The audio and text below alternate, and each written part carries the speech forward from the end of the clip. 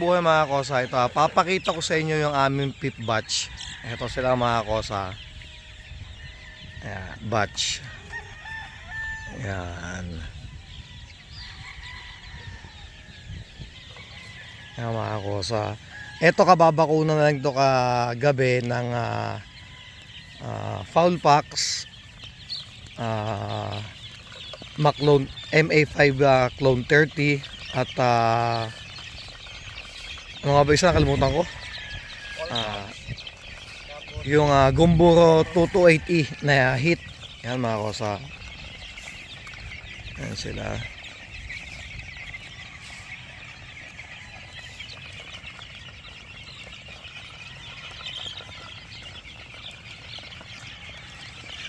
Ito yung ating pip batch mga kosa.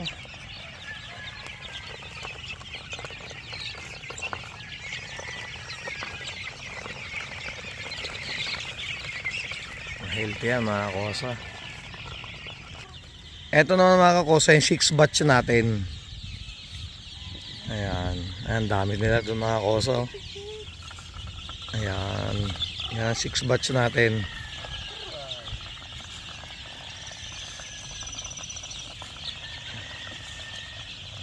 Maliliks yan mga kosa. Medyo ano, parang mukhang uulan dito sa amin. Ayan. Ito ang ating 6 batch mga kosa. Ayan ang ating breeder, farm manager si Kendall Del Rosario.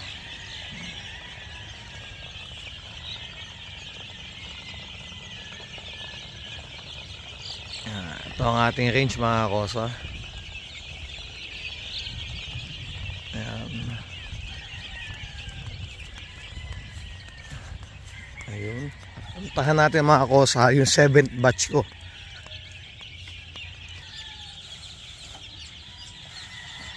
Ito naman mga kosa yung ano ko 7th batch. Ayan. Ito pangalawa sa pinakamadami ito mga kosa. Napalahi ko. Ayan mga kosa. Ang dami din ito.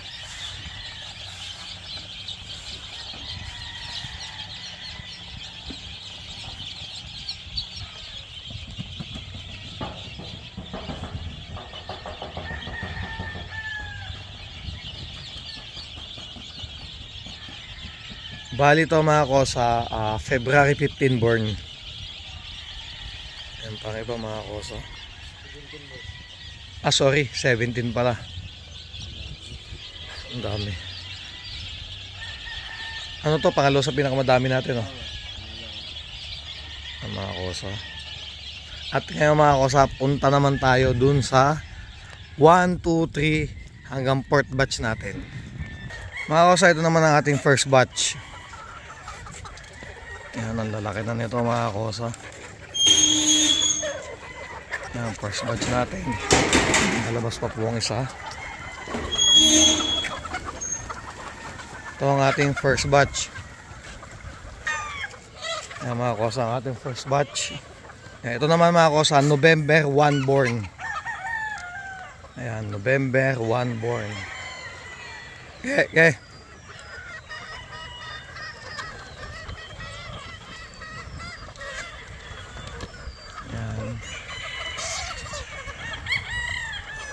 November 1 born. Ang ipo-ipo.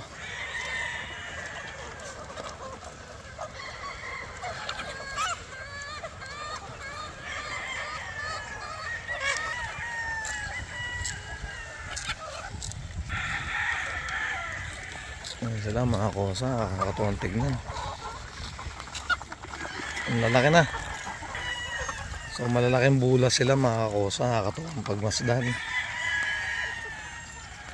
Ayan, okay. So ngayon naman, lipat naman tayo mga kosa sa 2, 3, and 4th batch natin to. Ayan. Ito mga kosa, ang 3rd batch natin. Ayan ang 3rd batch natin.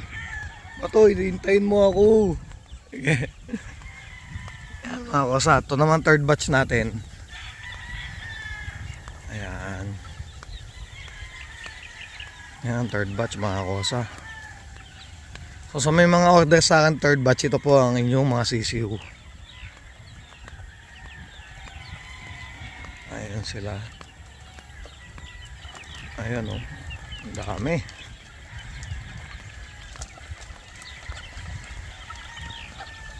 Ayan, magandang tignan. Parang si Patoy lang po mga kakosa.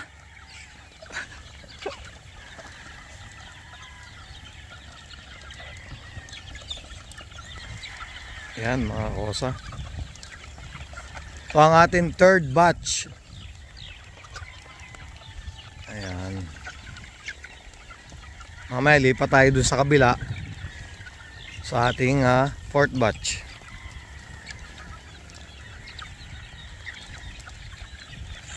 Ba talaga si Patoy tumire? Ano Toy? Ayan. Ayan natin mga sa mga third batch. Eto naman, ay ko, madatapa pa mga kosa. Eto mga kosa, ito yung ating fourth batch. Ayan. Ayan ang ating fourth batch. Ito yung isa sa pinaka-konti natin ng fourth batch natin. Ayan, dahil medyo tumigil ng pag-itlog nung nung sa akin nung magtaghangin. Ayan. At syempre mga kosa, babawi naman tayo dito sa second batch natin. Napakadami naman ito. So kosa, pasok naman tayo sa ating second batch. Ayan ang second batch natin. Ayan, second batch. Ayan, second batch natin mga kosa. Tsaka yung kabilang nga mga kosa, second batch din yun. Ayan. Grabe po talaga si Patoy. Ayan mga kosa, ang ating second batch. Napakadami. Sana mabuhay sila ng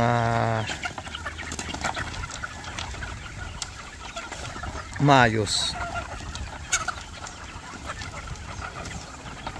Ito mga kosa, ito ang pangalawa sa una sa pinakamadami ko, yung second batch.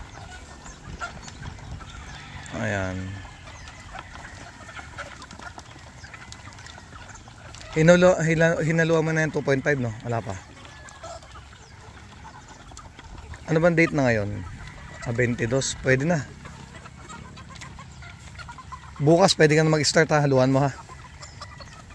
Yan, pwede na ito mga kosang haluan ng 2.5 dahil magti 3 months na sila bukas. Sorry, ngayon pa lang 2 months. Yan. Eto mga kosa, kasama pa yung kabila na yon. So puntahan natin yung kabila. Ayan.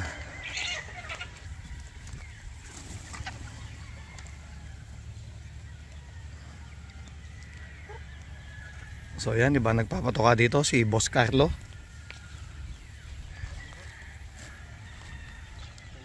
Ayan mga kosa. Ayan. Napakain na pala ito mga kakosa.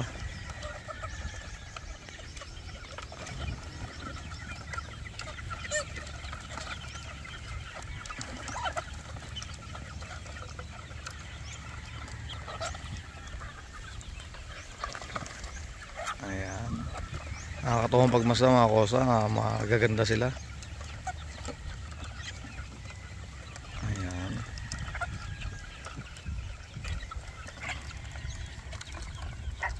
Mga kakosa, ito ay itong painom namin mga kakosa, ito yung Protolite.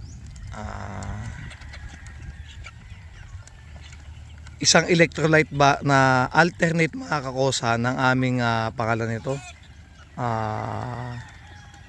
Nakakalimutan ko ito. Bitmin Pro. Yun. Alternate ang painom namin ng Bitmin Pro at saka yung Protolite. Yan mga kosa. Mga kosa, tip ko lang sa inyo mga kosa, lagi nyung tatandaan na ang dami ang ating pagmamanok ay tutukan natin, no? Kasi hindi ganun kadali.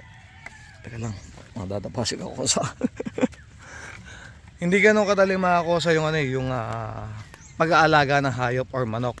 Dahil kasi yung manok napakasela na mga kosa. Tsaka lagi nyung tatandaan na na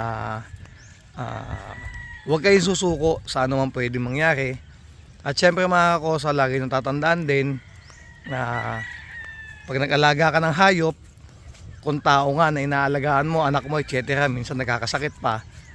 So ganun din ang mga manok natin. Kailangan tutukan nyo. So ngayon kami dito mga kosa, ginagawa namin, kung mapapansin nyo, ang daming kahon sa loob. Kasi gabi-gabi kinakahon namin yung mga yan.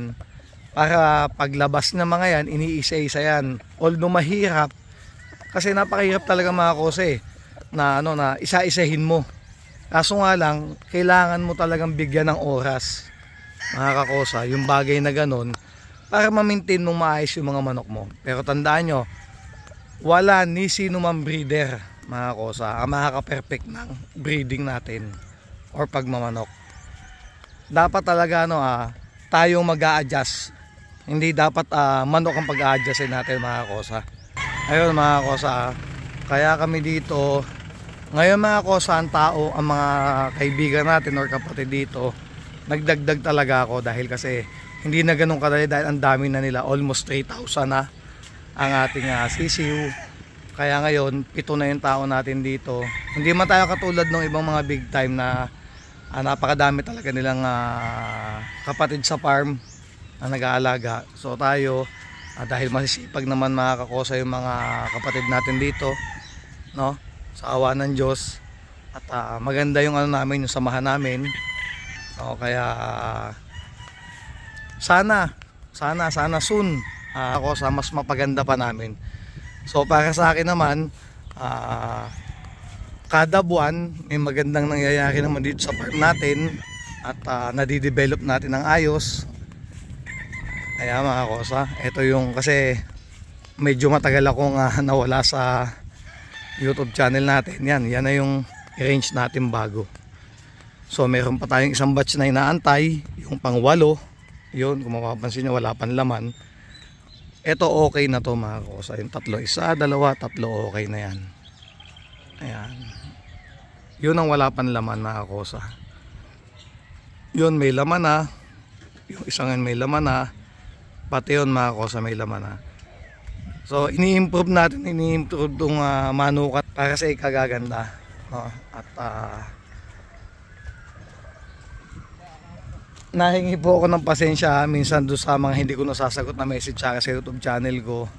Kaya mga kosa, at sana next year mas mapadami ko pa yung aking breeding. Dahil kasi mga kosa, talagang kapos at kapos sa manok sa daming nagtitiwala ngayon sa atin. Yan, maraming salamat sa inyo mga kosa.